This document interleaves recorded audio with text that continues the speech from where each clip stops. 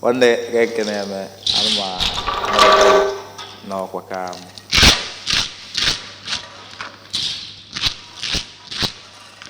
Okay, yeah, Anambra but I get different many Ogbe.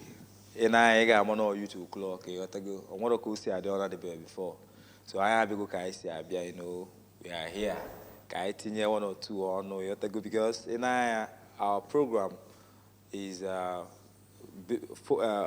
main focus I can make it sure now Nturubian, our growing youth na Malifa na make it go I na pinpoint 1 or 2, for any follow, so if I like this, a man na time you go, a chow for be, a coapa or no wambo, a well or no bottle water. When I get child because I want to figure it here, or I because a knife no you 2 o'clock, I had to tell you there. So I am money honorable tempulu di na temple ko on way na. Ko on way. Bigo na go no mo ya Na mazem. Ostukwaza mo ko. All right, mo na wambu ugo na BFS. So in a topic I better about importance formal education ba. In a lot of our parents today, parents say na onye ọ na-achụ ego nke achụla ego nke side nke achụla ego nke side fechezo na formal education bụ the beginning. Formal education na bụ ma nke inweta na school even know no self ihe enye nwa gị okay they more like formal education na school and formal education nke akuzi n'ụlọ akwụkwọ and nke akuzi n'ụlọ so fana bụ ka anyị na education na-ejikọ uche in my idea. So if I akale magata edukuche. Nke anwa nne na nna gị na-akụzi n'ụlọ. Na-akụzi n'ụlọ tom print ya akụzi iwe bulu wepo ba. Temple ina na efuna most of us because of when they are signal maka hardship. A lot of new parents na they so busy na ha moro na umufa need enwe edukuche. So if you agwa those kind of people, ke boga awofa afia in the future.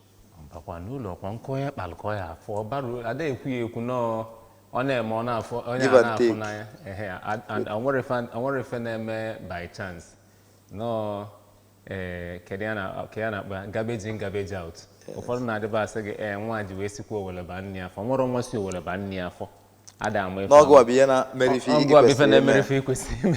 because onye ọwụ na nwe olu o ya alụ ọ bụrụ ịzụtara ozi esi na osi owele ba nna afọ nwere esi owele ba nna afọ nọkwa na ya kịta ma nke na otu isi emekịta nwa ọ mmadụ ka ma ọda wee zụọ gezunye gị n'ime so eche na na ịnọgide ebuli ya so mana temple abịa na imego na enwe some family na for 3 square mile and enwe some family ya agapụta ọbụna nne nwe ike maybe na arụ ezuru ya okay and maybe nna is nowhere to be found then enwe a younger child maybe a son or whatever or kapempe kwesị ịba school but because of these challenges na the person aba mo school imogo na next thing o echeze ko ọchụtawa ife yana na be ke how do we udi fa na ke ga esi we tinyebe ya ọnụ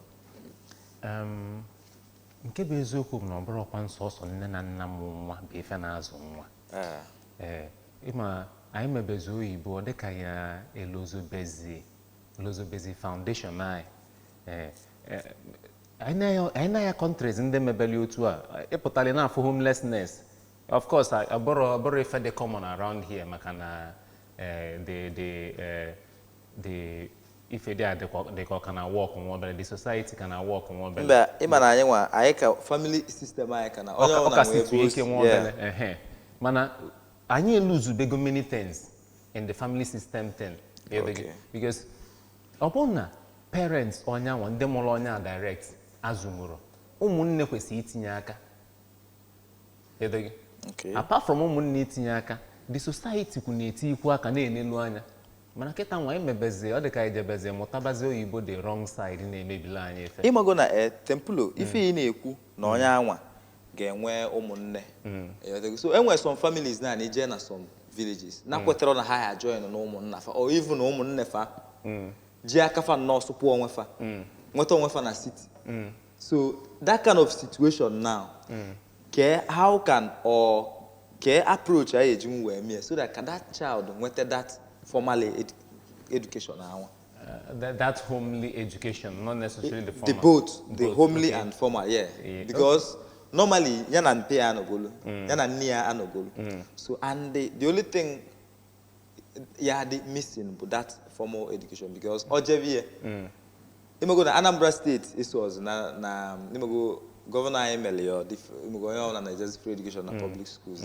Yen neku what ndị na nwere that opportunity na their state. Na their state, yes. Yeah, so kedo approach agajimu to to have quite a number of our children participating. Yes. Okay, Ekepogolafa already to a great extent government will a big role to play.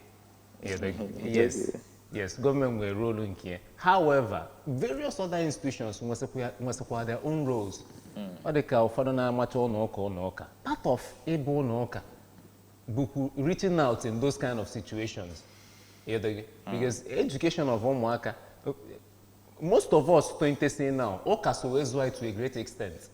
Amamida. Na jebese akwụkwọ akere bezi ụmụaka akwa ezije fanona akwa ezije fanona no yeah amamita so most of ndị na-eme na fabo n'ụka fabo si na take good time etinye anya na those things so fancha was a part of carrying out civic responsibilities then but apart from nke ahụ akụzi n'ụka okenye nọkwu n'ụlọ okenye nọkwara nkwesịrị ịdị na-enele ụmụaka na around anya na ọ bụrụ akwa na-asị mgbe gboo na okenye ada nọ n'ụlọ ewu amụọ n'ọgbụlị mana nke kịta na okenye na-anọzikwa ọmụọ ọma ya eyes right na ọ marakwa ụmụaka kịta si wee kwado asị na Gen Z anyị nwa gba nkịtị Gen Z a wee na-afọm Gen Z so those things bụ values anyị kwesịrị ịdị na-enelu mana enwego situations where the parents na complain that na maybe na fazocha environment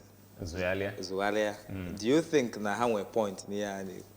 Nwere mgbe environment na man tonyo ụtọ nke mana parents na musiri anya ike so kedu ka the parents is we mụla anya ka environment others channel environment because enwe onye nwata nwaanyị enwe ike zuwe n'ụka zuisie n'ụka before mali na eme obidogo hook up which means now all a different thing from angle is where Zovia. So what could we cost that kind of a Nwata kele ọ dị ka asị n'ọnụ kata bido hook up mgbe o bido yi mini skirt.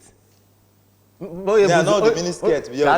Ka abịa onye bụ ụzọ test ya waters na onye bụ ụzọ yie enwe ike oburu ụzọ yie trouser n'ụlọ agba ya nkịtị o yie trouser dịka o nwere fe agwala ya o yie nke gbagote tun agba ya nkịtị o wee wegote etu mbe n'ukwu pụọ agba ya nkịtị mgbe ọ fụziri na enwere ife ekwu gịnị emezie ọrịa bụ na ụnụ agba igoli aja n'ukwu ịpụzi ifelozi pụọ n'ilo ma ọkwanụ nwatakịrị na-ekwesịbụ ilu ịkpata ego unu ebunyebi responsibility ịkpata ego ọ dịkata ofu mgbe ofu ndị asị ya n'otu a ka esi eme ọ dị izi oje nke izi pụta weta ego ma o mebi gote fedi anya ịkpọrọ ya meeting si ya nna bịa kọwa onwe gị nna bịa kọwa onwe gị kedu ebe nke asị onwe ike wetakụzie nye gị ịnalụrụ ahụ gị ọkwa ya na-akpọ ya shut up money iligo shut up money na onwezi ị na-ekwu adịghị ekwuzi ekwu so if ị na-ekwu na mini skirt parents na allow their ụmụ nwaanyị ha ụmụfa ndị nwaanyị yili so bụrụ leading cause of early marriage join hook up and so on. Before nkọ onwe ebe ọ na-ebido a na-akpọ ya testing the waters. Okay. O blues ọ dịka kedu ka esi ekwu asị na before mmadụ akpaba aka anyị ọ bụ na ebu ụzọ megoro testing ka ọma ma ya anapụ ije ọ dịka testing wụ na onwe ike isi na ọ na-akpa aja ụkpa na maybe na ọ nwere friend na-emenụ ọ je ejele nke ya up to wee gosi ya ọ bụrụzi na ife oyi ọ na-ebido onwe ebe ọ na-ebido ọ ya ebugo n'ụzọ friend ya akọọla ya na gịnị nwanne ọma nje ozugbo mee na ọ bụlụgodo ụzọ test ya ma parents ya aya ala okwu ya ọ jecha ma ya natakwa n'ụlọ ọ dị ka ụdị aka akọrọ mgbe nwa ewu na mbe jele ijeje ta nri na be ndị mmụọ wee si na mpio wee banye ọ bụ na mbe liche ojenene ma ụzọ o si wee gaa ya abazikwa ya ewu talụ na-eje so ihe ọ na-emefe most of them nwere na-anọgide just mmanye isi unless ma nọ na o nwere any form of restraint ji onye a maybe na onye enwerozi nne na nna onwerozi onye na-asị ya ka isi eje mana provided na onye aka nwee nne na nna ma ọ bụrụ na o nwere ogodo mana enwe ndị ka bụ ọ jesie batasị akọwa onwe gị ọ ya emelele testing ka ọ mara ife ndị akwụ ọ nenenenefu na onwere onye si ya taa kere kọwa onwe gị ọfụma then ọ kpọtụọ nke efe ọzọ nwefe ọzọ a na-ekwu ọ ka o si ebido so ife na-akọwa bụ na ọ na-adị mma ịdị na-eyi ụmụazị egwu inwe onye a na-atụ egwu like ịdị harsh on training children ịdị harsh but because ọ na-edero harsh ụdị egwu a ma ndị nwatakịrị na imefa kafa dị accountable okay ịma accountability dị iche from fear okay so ọ bụ na ọ jesie bata ọnwa onye na-abụ ọ jesie bata onye asị ya kedu ife ije ka isi wee jede o nwere ike ọsịcha ma asị dị onye ejeje cheki ebe ahụ okwu na oje ka ọ makwa ma ojele ebe ahụ eziokwu maka na ọfa ncha bụ ife dị si na ịzụ nwa bụrụ sọsọ esi ya enya mee nka ọ pụta o mere kọbịa a na-agbagere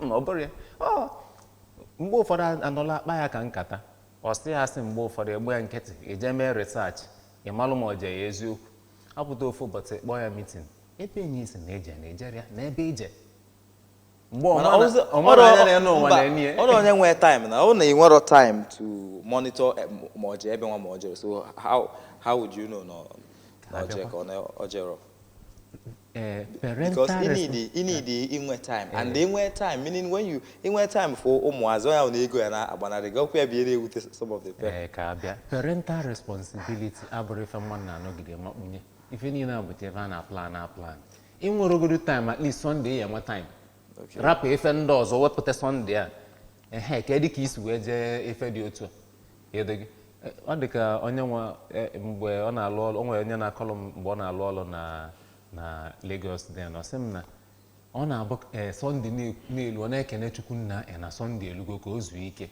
na ọ bụ na Chukwu ekere Sunday mana mmadụ ya anwụ at least Sunday a ịnọlụ anị ndị ọzọ sị gị bịa meeting bịa ṅụọ mmanya bịa mee nke isepachalụnụ ike ife yala imebinarị m ọ bụgodo sọsọ Sunday a ịnọlụ anị gị na fa akpa nkata ọ nwere ike ọma mbụ interrogation just normal nkata ha na-akọlụ gị kafa si wee je kafa na-akọlụ gị kafa si wee je ya na-anụgasị ife dị anya jafa dị free na-akọlụ gị akụkọ you be able to learn more about ma ebe fa na-eje ma ndị fa na-eso ma ndị na-influence ya ndị ha kasị like wee nwezi ike mgbe ọzọ ya enwekwazi another time wee jee investigate ya ndị a malụ ka ndụ fa dịgodo ma ndị ya like afa na nwa gị na-emekọ ọ bụ na ọ bụrụ ịkpaa nkata otu ya esi wee fịọpụ nwa gị isi side a ọ bụ na ndụ fa dị mma kwanyeli aja n'ukwu ngwa n'ebe a ka ikwe n'ụdị ndị a ka nke na-afa kwesịrị ịdị na-emekọ so ịmago na what you are saying is na ị need ịdị na-take every decision nwa gị make na gị need ịdị na-emeli anya ọ bụchara nọ gị mana ị ga-enye aka na-aga idea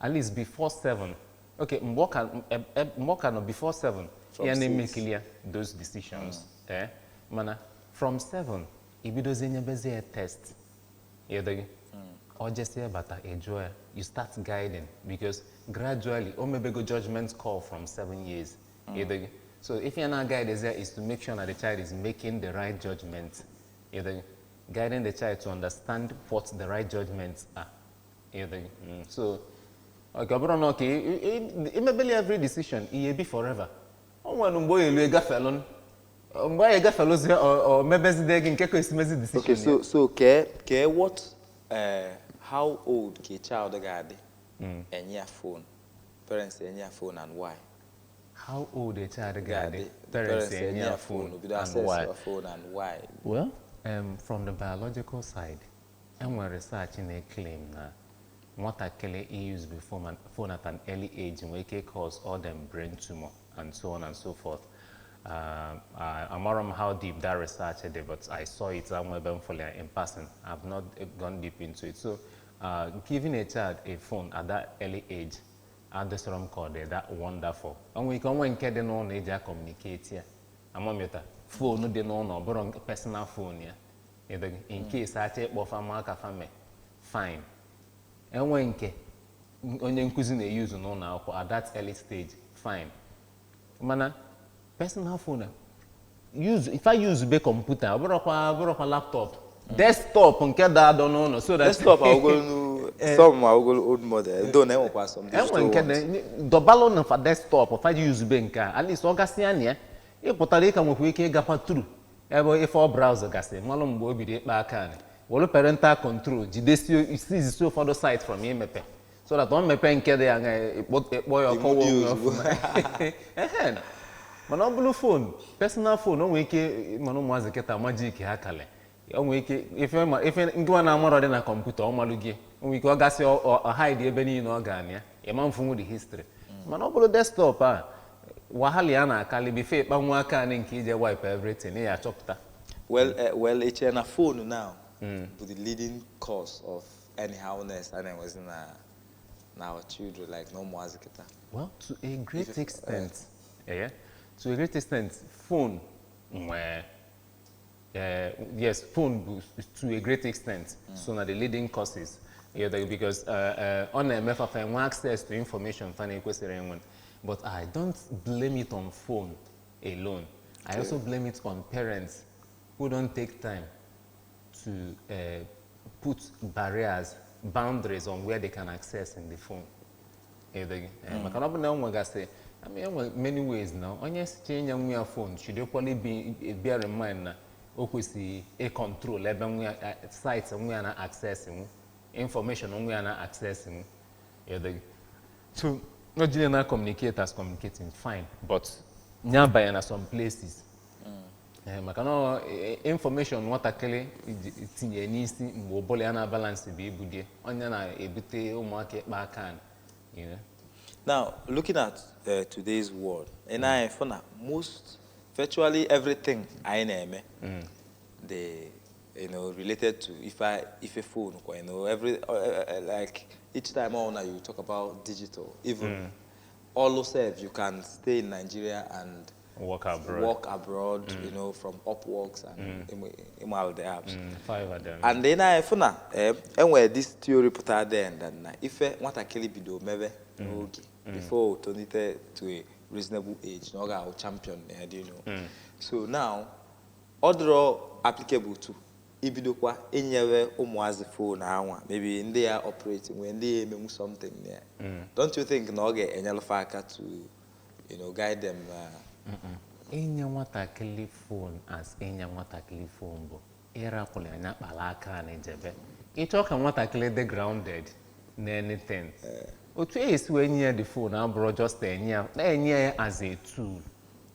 amamiota enwe ndị na-akụzili enwega because phone na efe eji eme ka nkọ so ọ bụrụ na let's say na achọ ka akụzili programming ebido onwe tuto na-aga idea making the programming now if I know na ya na-achịali textbooks na schools then abịa in a term inwe ike ị na-ego like 4 or 5 textbooks depending on the course ị na-eme so ọ kara mma na onye anwa nwee phone where you can easily access your your textbook from your phone. Yes, it's your 100 textbook you can book na phone in a although maybe a form of smart school don't you think no okamada no? Well, it all depends on so man care implication on we care. Do you think implement how good God? Okay, it now boils down to the need na onya yenwe steady supply of power. Maka na ọkụ adọrọ alụ emego. I'm charging phone. Asọrọ m na ada charge phone, mana I mean but have you thought of it before? I've thought of it. Mana power ya adọrọ that's wonderful. And then other sides now bona screen, spending so much time on screen. Okay, if onye wanna know one time, so na one of the things generation aya from their 70s, 80s, in fact, a lot of people are back who from their 50s. People video from generation computer. Kiye course. Anya raise now, raise now so from screen. So, money is preventing where? Too much screen time, reducing screen time.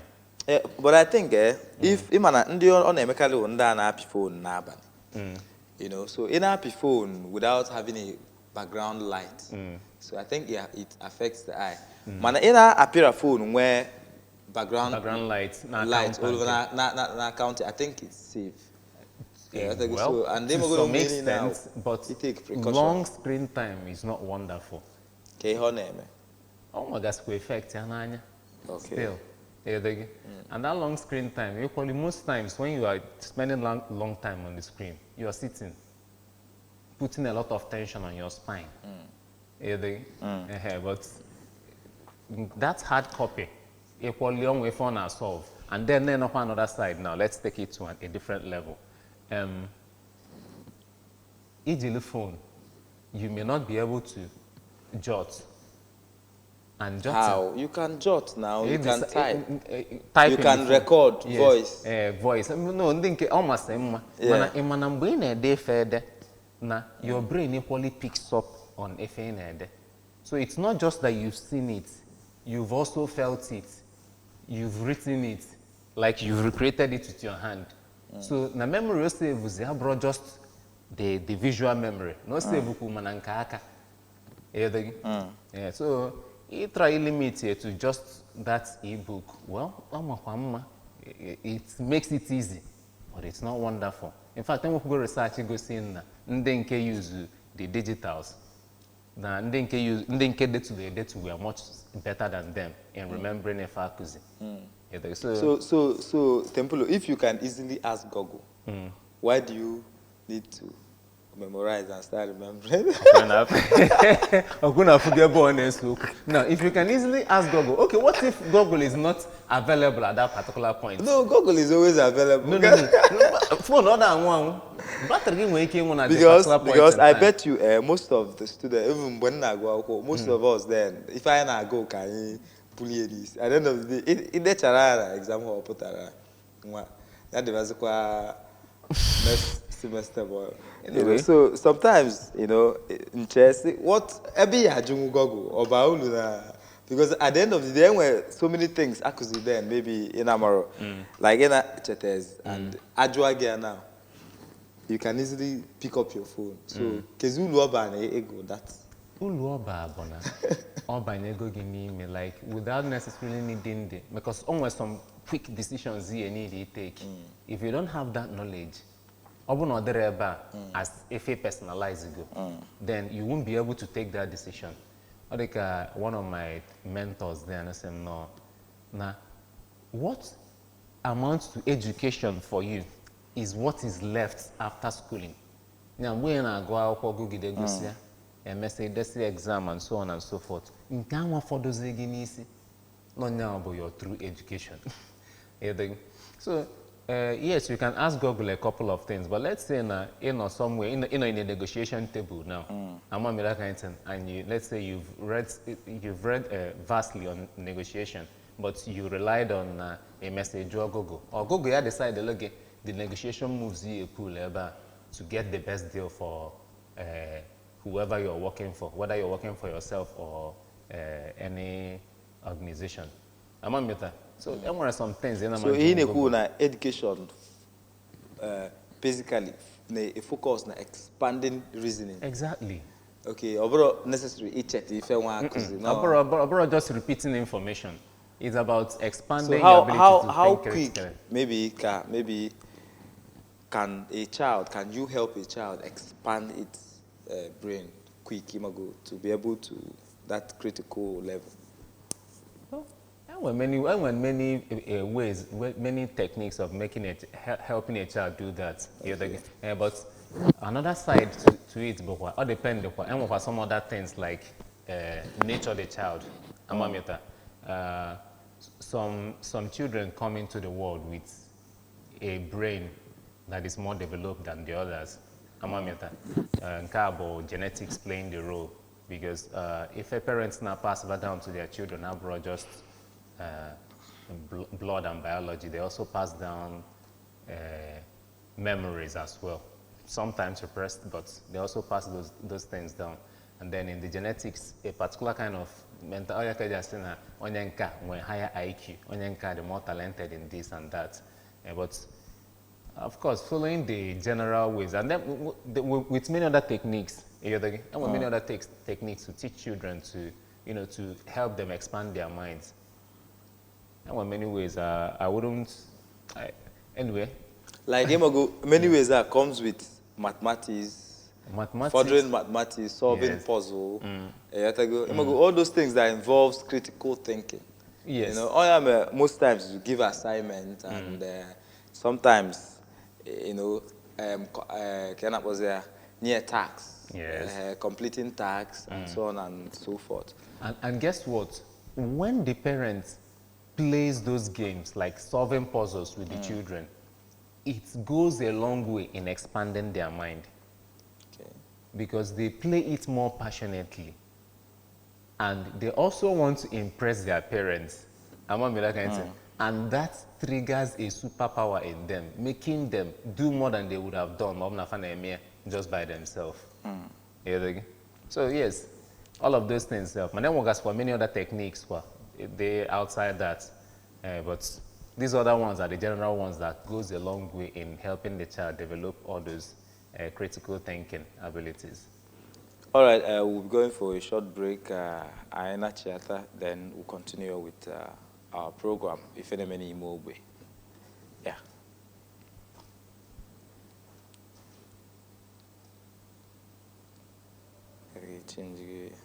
It's okay. Our illustrious leaders,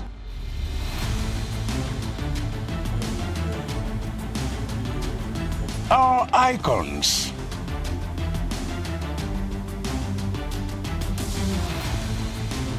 our industrious people, our rich culture, our places of pride,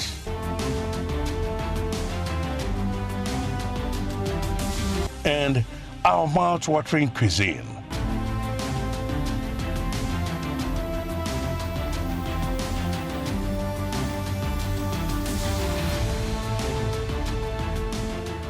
With unbridled professionalism and renewed tenacity, we serve you real-time news, information, entertainment of varied genres with unfettered reach of your clients and customers. AB.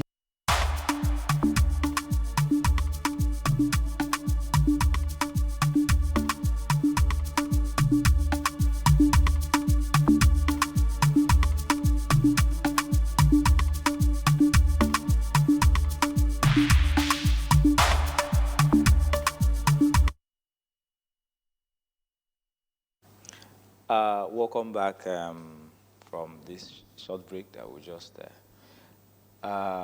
if you are just joining us again, if our program If Any Ogbe, If Any Ogbe, because If Any Ogbe on a lot of parents in formally education them even my informal fanchani. So I choose city Patavalia some lala. Which is a good mamma because on a come na itinye nwata ebe ejego dije muta akwụkwọ nwe mutagoda akwụkwọ gudi malu brain imogo you know we go to that foundation. Yes, we go to that foundation oyeji nu we mebene any other thing. I mean obo na nwata kila maro na 1 + 1 bụ 1 1 + 1 bụ 2 esi ya nya je kpata ego lusi ebe a nke a na-aka mma ndị anya so se fa ya na-agbu ya n'otu change. So from our page na Facebook, Obitube Na-eme, it's a nice one, happy Fiesta, yeah, nice one, you know. Thank you for joining. And Anthony Umera, good afternoon. You are watching. You're always here with us, Anthony. You're our top fan. You are watching from Zamfara State. So they are boy na Anambra. But so ni ya boy kwa Anambra bata ịnọla etinye okwu ọnụ because ife anyị na-eme bụ ka ọ dị mma na so edịga ife ọbụla na-eme n'ime ogbe maala iwispara anyị anyị ekwuwe maka ya ọtega onwe nke ọya amụrụ onwe take home anybody ga-etake mana ihe mma na anyị ya na-akụzi ma na-azụkwa ndị maala na-akụzi na-aza ndị maala very important. So Tempulo yeah imego na ka nsi gwa gị now ka ka esi wee mee is it because of the hardship enwe imego that oke ọchịchọ mezi na most of our parents na-ezigasị ụmụfa ndị kwesịrị ịnọ school imego ezife ka ha business ka mma get the implication of that decision Fanny take to harm and to the society? Well, onye kwanyebelu nwa n'elubero eme any particular thing, eme that thing, is it's just simply setting a time bomb. Oh yeah, they guys na na-eme, mana just pim time na count down, can you know. So I'll simply say to onye na-akpọ ụda agwa nelukwa anya maka ndị ọta. Alright, onye na-akpọ ụda agwa nelukwa anya maka ndị ọta. Imego na ịbịa na enwe ụmụazị ị ga-afụ. They are outspoken, like onwe ife factor, they are able to communicate. Ka esi wee zụ for dị iche, ka esi wee zụ ndị na-adị ekwu okwu based on. It goes a long way. Ke ndị anwa na-adị ekwu okwu a ka ifefa lack, you know. Yeah, foundation goes a long way in determining otu nwatakịrị si eme omume. Eziokwu ka asị, ọ bụ na ị nọ na family bụ na ịtara ya ikwu ka o si wee dele gị, asị gị shut up gị ekwu na ikwute echi ka ya ekwu wee eziokwu ọ ka o si dị. Mana nwatakịrị a na-eme encourage to speak up onwe ka o si dị ya, maybe speak up and speak up respectfully. Nwatakịrị will be more expressive and you can't say na you can't pick offense with the child because akụzikwuli ya ka esi ekwukwuo ya ọfụma. Apụtara sị na nwata dị eloquent, mana foundation ele mmadụ take a time wee zụnye ya n'ime, or maybe na mere ya directly, mana ọ ka esi eme na family o si wee to ọ nele anya mụta. Maka na to a great extent ụmụaka learn from observation more than nke akụziri fa direct. Brain fa na-eye bọọ ya ọ bụrụ ndị kezifa kpọọ ha I'm not trying to look after. As no more can record the mindset of everybody around them. Like, you know, look to a clean and again, you also get on and your mama wanna absorb the mindset and everything inside. So every micro expression they see, it's on your bomb, they are observing, they are picking up everything faithful around. So yes, we can direct, but ọ ka o si afọ ndị na-ebe ọ nọ wee tosi eme osi otu a wee na-ekwu. Ọ dị ka efe ụmụaka na-akpalịta mmadụ n'ebe ọ nọ to n'ebe ọ nọ to efu na ọnụ ada adị ndị a mma.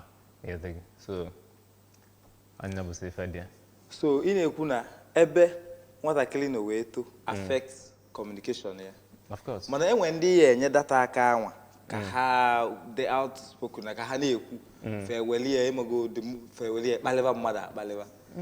So how much limit to what to say and where to stop and you know stuff like that? Yeah, ebe a ka parenting batakwa onye akwulukwu fu oke akụzieli ya pata style ọ bụ na ịma eji ya ihe ejiwe ikụzieli ya yes ebe a ka parenting dị ọ ya ekwu mana okwu nke kwufele oke ikụzieli ya nwere ike kọwalị ya akọwa ịkọwasịalị ya ọ bụ na ọ kwara efolo nkọwa maybe he use obele ịta afụfụ maka na personal carrot and stick use the carrot and stick method ome emeti ọfụma too ya because many parents na-elozo nke a fada elote ito ụmụaka mgbe fa metala ọfụma na nke a na-elotekarị bụ nke ọ daa ya ihe juwa da ihe juwa you know but they forget to appreciate the time they want to claim it because that is actually when learning begins.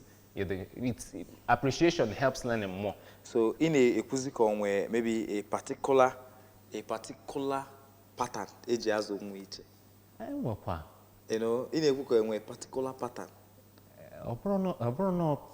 But enwe strategies Okay. That after go over time no na Kenya result. Amameta. Now, onwere nwatakịrị now eweta sugar nye. Na man lachi are happy. Amameta kind of thing.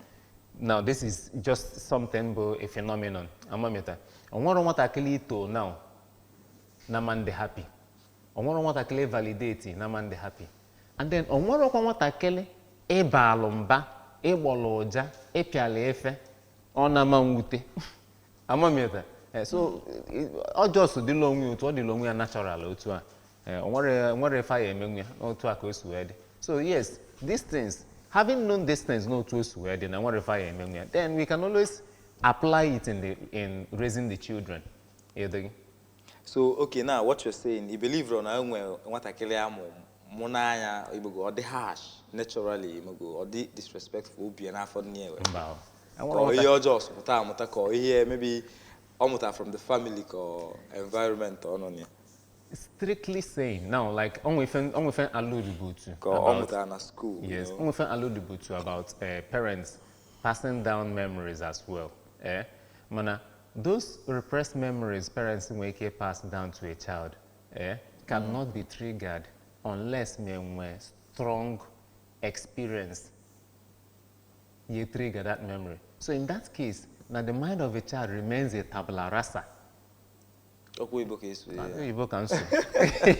mind of the child remains a blank slate on what refer then ya. So no, if garbage in, garbage out, if on afo. Only a peak is in Guaboze, Nena Nia Mobo Kenye, Naniano, and then Lucia, Malonco, Na-eme. I'm making those and yet what answer, boy, I'm meeting, Kowalian and Cadria. Ojo no man kwegente e kochali anwo bele o gente if I can new work ese mi ojo no ya gente e kochali anwo bele o no obodo iba police mba man police good no bro even na fanwe onwe fe hanas no clapper abi slapper something of that nature and ejibe eja chastise ụmụaka so use o malo na oda ya that kind thing oboso ya metakwa ni ofuma yito o me kan nia o if I can na-ekwu that one na can reinforce a behavior than ekwefe. Okay. Imana here I na the more right. Akwa go say ko efe go na ekuku ozo sikwa na. Aserom say ko efe as me kotalo won bele. Oh, ekotalo won bele is to remind the kabia. Oniti okuna mi fe neku. Ekotalo won bele is to remind the child na then when consequences for a wrong. Among me that kind of thing. But validating the child is to make the child enjoy a farm or me, and want to do it more. Because again, what Akele wants to be validated, wants to be appreciated. Level of kochalo, what awa or bazia abuse. We win a wiggy abuse. Okay, yeah, tell them where they have. When are they we? Keki esi kwade mbwela de we. When are they we? When are they we? You are reserved. Iya na akua na eni anya makana at that point if na chairman be ikuzili akuzi amameta so if na mana mgbe na ewe if na mebu ni na ezi ewe na aru and ezi ewe na aru becomes abuse ikuzigoli ya iwe oko ikuzigoli aggression mana mgbe na dey ewe if like iyebu morality the child no be yedege o ipiago dey ife oya mana ife piale about of care ikwuri ekwu n'ọnụ mana o mana out of care.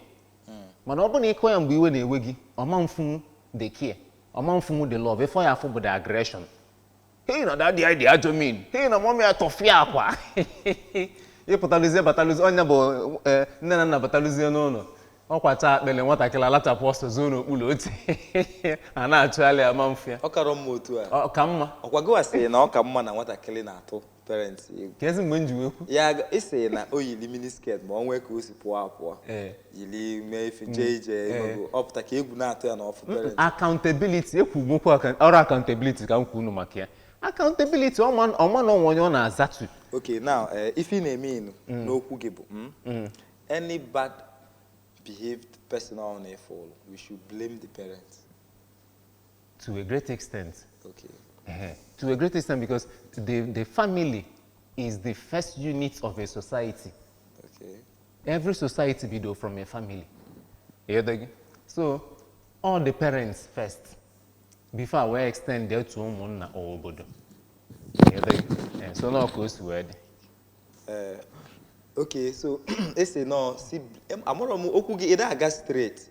Not to an extent. That is all na I blame or queer. Nakwa na ya. All na I blame. Eke nakwa nu. Manot. Otovadia. Maka na obro source of farm be. Okay, now odemma government make a law. No onye enwu dey commit any offense. Apollo parents for bad parenting. Then kpokwala onye for committing the crime. Kabia. It's a bagot. What you just said to mother up. Mbotelo. No. Adam such laws the qual. Such laws the check Kabia. I'm breaking it down. Such laws the what are killing now? Nelubero if age mother. Nelubero a answer for some things. Oh my boy all parents kaya joko fa ko wo fa. Really sure? Of course. Okay. I'm going to do formally, not the good informally. Now let's talk about a responsibility for informing. I see an oboro mother. But Kedonya Zulonwa, Kedonya Molonwa, I don't know Kudoku. Kedonya na to fellow. As just a to fellow. But it is equally a kind of pressuring. Or a kind of chastisement on the parents. Okay. Yes. So customary laws, for example, they are not written anywhere, but they are enforced. Informally enforced. Some of them are imogo. Now. Some of them are culture people. All their way of life. Yes. So you need the region anywhere because farmer go live if omen and a faku. Like in cages now. But over here, sometimes now they break that law and it still flows. And then what on here enforce square. Kana what on here enforce is so absence of enforcing that law. Yeah. So now coming to who passes moral to what actually? Who passes down morality? The first people still remains the parents. If I could say not the mama before quarter, not the mama. Also the parents. First people, but the parents. Okay. Before our gabaza to other caregivers. Okay. Every other caregiver or you encounter Andrea, and every other person on the Negalanya, including actors and musicians. Now, those things I not consider the immoral. More by anyone now, to I knew. If Ronya Koja would name and not book wafer. On our talk and say non cacob. Native make sure and include many other things. I'm not a men's Bena. Not book wafer. So that I could teach you. Yeah, listen, no more. Okay, now temple again. Temple again. What of even where things I not consider immoral. Yes. In our society, like it's a cigar and other thing. Where it's a force. Some prostitution and so. So now and those things are you still see people do it. Niru umwazi. Like and now on where law ekwese eme niru because they man in a mere room was na fana amolo. Yes. And tomorrow, out of curiosity, even I'm buying when dinner a roll paper. Yes. I just say because the farmer had ever listen we can more on a jet total. Okay, mother so Keka is like guys were caught that kind of a thing because then I feel all can make what you date. Yes, then we a lot of another. Like, or this year, maybe our, in as much as that we want them to be upright, but the things we do still teach them the other way. The wrong things. Yes. Okay. If it's a cigar now, the whole morality thing, all the one a bit quiet on it. Mana, the Federal Ministry of Health warned on our cause heart problem. So, but morality in the strict sense of what's so cigar? Oh, we can mandine estecha Indian hemp. All those drugs now. And I feel that Abia Na-eme publicly. And they wanna all those things are harmful to the brain when it comes to hormones. Yes. So now, when you expose them to the act, so now how do you want to have a sane, next generation? Yeah. No, I agree. Now, such laws self. Like manage about child abuse and so on and so forth. So abuse where me call the active, because in I say hook up. Now you can. What a why we can aga. You can look at her. Even go, they don't even hide it. Even niru mwazo mwindi netonte. Hama na onya anti anemekwa hook up. Meaning neti, because even go na that thing. Hana feel like a freedom. You know. So now, how can we hide these things from them? From them, yeah. How do we protect them from seeing? We just have to bring back our values. Okay. If any na bido kwa no mgbe bido ndenwa okay habuzo sai feminism before malian aga all parents need the elugodi from home. Parents nwere olu nkefa. Every other institution nwere olu nkefa. If for photo I see ekwu eketa na condemn ya. Every other institution kwesị ibido tinye bọọnụ na ya. Ndị niile na-eme movie maka na emesi anyị kwụsị eketa anụ nwe ike ọ dị otu a ụfọdụ enene Nigerian movie enenete nke ha enene bully otu a. Some people education fire wanted about something but nke ha na Nigerian movie. Nigerian movie to a great extent to a great extent shape romantic life of a lot of people. Eziokwu ka asị zanum. Fact now Nigerian movie to a great okay one na nkata one time we say ndị Anambra ndị ọgwụ ego. Nse oh ya na adịm agwụkwọ asị na ebulu onye Anambra dị na-agwọ ọgwụ ego. In fact unu nche niile bụ ndị Igbo unu na-agwọ ọgwụ ego. Na-asa n'aka na-achagharị anya ọ bụ maka gịnị ife ọ na-enenete na movie ọcha na otu a ka o si wee dị. So some people the only education fire know about some things but from movies. So to a great extent our ndị na-edela movie ndị na-emela movie should research more and know that they are part of social engineers. Our artists should equally do more. Most of the songs abụ na egosiri onwe anyị petelina agbala ọbụ na onwere egwu etibio, you know. So if any goes a long way in corrupting public morality, they upon that censorship if they created then to observe the music videos and stuff like that. They should be paying attention to these things and making sure I allow some things that corrupt public morality. I'm on some other parts of the world, such laws. I'm on that kind of thing. But around here, I'm not sure. I'm not so conversant about with the whole law legacy connected to that. But to a great extent, we can do more. First of all, by public education. All right. I have a question for you. Okay. Because it's some of the when they forget as on your based on you are from Anambra. So when do you eat Ogbe, is it real? Well, to the best of my knowledge, having researched Ogbe in the strict sense of it, or at least we say acting in a Nigerian movie. And what okwa na-efe bụ ọgwụ ego. Ọ bụ na enwe efe bụ ọgwụ ego. Ndị anwa na-agwụ ya aka agwụsigo nwere ego and farmer nkwade ka anybody malụ maka ya. So in the strict sense of it, otu esa actor na Nigerian movie, enwe okwa na efe bụ ọgwụ ego. That is my general submission. Obviously, IT break here down.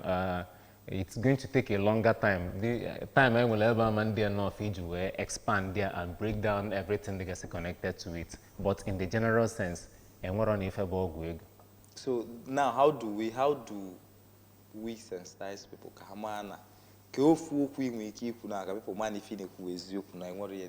Because then I found all attack and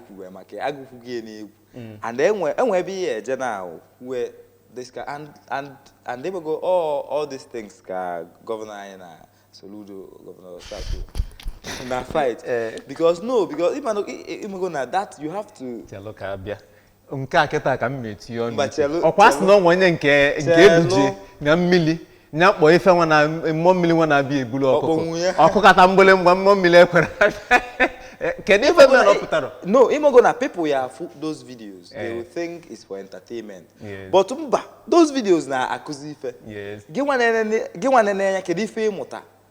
I kwesịrị ịmụta na onye a no abrakadabra na nwere ife anwụ okwu, ife anwụ ọ na-ekwu na ọ na-eme. na ọ dị-eme Na ọ dị-eme ya. ma onye nke enwu desi ya ngwa na ọ bụ na o disappear nwụọ na ọ dịgo free o disappear nwụ ma kịta ọ kapụtago So if you na-ekwu na ife a na-eme dị mana ọ ka na-aga n'anya. nke na-aga n'anya Based on the sensitization. it's very important ọ dị mma ikpo okwu afa nwere ife ndị mmadụ na-eme So, n'ebe famaji ke one word inwe for a growing child. I will always say ọ bụ na onye anwa ya emenwe ife anwa ọ gịnị mere na o merọli onwe ya kedu ife ọ na rely on ego ndị mmadụ ya eweta ya gwọọla onwe ya ọgwụ ego ka ego a si n'elu na-adali ya Now, coming back to our topic, ke one word inwe for a growing child. Mwana etonte ke inwe egwe ya a word of advice and as regards getting particular now in regards to life, you know, rightful way to live, you know, morality and I will simply tell a growing child now nne ụwa adịgo ka ọ ya adị enwe otu esi eme ife ọdana n'anya nwee ka esi eme ife ọyalịdana n'anya enwe consequences for doing it right nwee rewards for doing it enwe consequences for doing it wrong nwee rewards for doing it right. You learn from people who have gone before how it is done right and learn from the consequences of the people who have gone before suffer so that you will not have to suffer the same consequences. That is my simple advice. All right. In our program, Ife Na-eme Ogbe, and we've come to the end of the program. So, I nwere fan base. The program I nwere fan base na Facebook. Only you follow our page na ABS on Facebook, TikTok, Twitter, Instagram, all the social media. I not there. So you take in all the na-etinye okwu ọnụ. I nwere ndị TSL anya okwu ọnụ. You take ndị like ife anyị na-akali. You take anyị atụsikwuru anya ka ekwetesịa ayọtago mana anyị ga-agwa gị ka o si adị anyị agwa gị ka o si adị mana anyị atụsịrị anya ka ekwetesịa nọ iti ikwu ọnụ anyị amalụ enwe ọ bụ na ekwetesịrị ịsa na ekwetesịrị nka anyị pụta ọza ya etinye ọnụ ịkọwa ka isiri okwetesị anyị pụta na ọza ya etinye ọnụ malụ ma Thank you for being with us. Afambu Ugonna BFS. Yes, and mụ bụ Maazị Tempulo Di Maria. Daalụ.